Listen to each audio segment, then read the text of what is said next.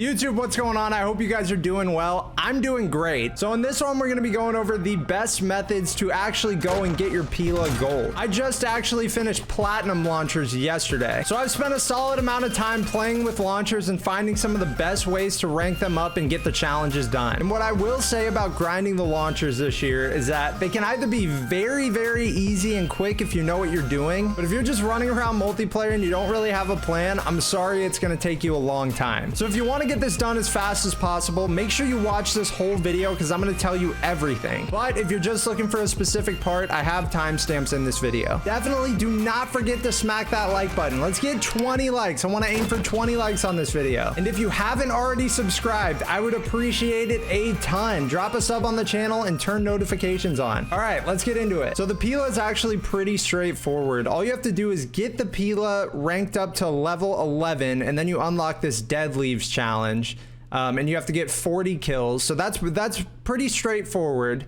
And then the gold camo, once you unlock this dead leaves challenge, is get 2 kills without dying 5 times with the PILA. So very, very, very simple. The biggest struggle with this gun, and honestly all the launchers, is just getting it ranked up. And I've noticed a lot of people who are ranking guns up, especially these launchers, they think they need to get it to max level before actually working on the challenges. And if you're doing that, you're honestly just wasting time, because there's only one base challenge for the PILA, and you unlock that at level 11. So once you get level 11, you should stop focusing on XP and just start trying to get these kills. You might be asking yourself, well, the challenge is 40 kills. How am I going to rank this thing up without getting kills? And that's what we're going to get into right now. But really quickly, before we get into that, we have to get your perks set up. So the biggest two you're going to want are going to be Spotter and Overclock. Spotter is pretty self-explanatory. You get to see enemy equipment, field upgrades, and kill streaks through walls. So destroying any of those things with a launcher is going to give you more XP.